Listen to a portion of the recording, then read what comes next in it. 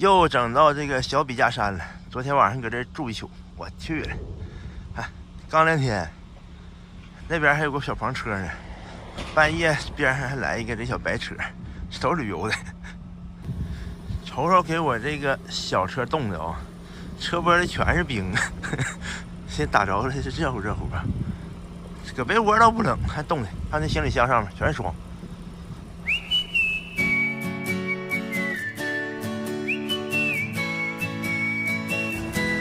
到葫芦岛了，路过这儿看有个早市，进来找个地方吃点早餐。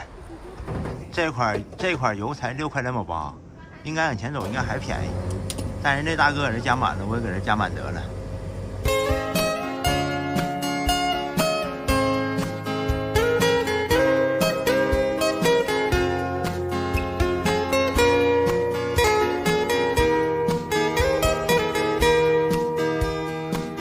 这块暖和了啊，干到唐山了。这是一个小农村，屯子。在这块呢，等一会儿那个老谢，那个谢哥，这都是网络中相识的。像搁四平呢，搁张哥那儿，那个人家安排吃的饭，那忘拍了还。张哥安排那个吃的大牛排，然后还有那个就是西餐啊，不用筷子的。上谢哥这块来看看混顿海鲜的。到天津了啊，不是天津人这样式的吗？这咋这么多人看海呢？这万万没想到啊！这老吸引，你说密麻麻的啊！这撇子，这边人少点，那边人可多了。看到这些人，我刚刚以为这嘎达能捡到很多海鲜呢，整了半天来喂海鸥的。怎么天津是天气刚变暖呢？咋的？咋这些人呢？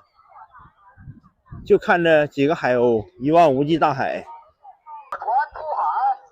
这个大石头，这应该是鹅卵石是吧？各种大石头。到跟前了啊！一瞅这小海鸥是真多呀，密麻麻的，那边都密密麻麻，那家人多，喂食的人也多。火腿肠举着喂呢。可到天津了。昨天呢，在唐山住的，搁那混了顿海鲜，然后就干到今早起来就干来天津了。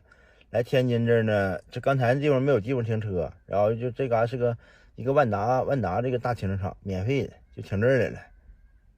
你像咱这是搁四平那儿吃了一顿张哥的西餐，来那个唐山吃了咱谢哥的一顿海鲜。这都是网络中相识的。可以说，要是说你说网络时代好吧，挺好；说不好吧，你说很多人没进到网络里来的人呢，那就不好，对不对？生存费劲呢，是不是？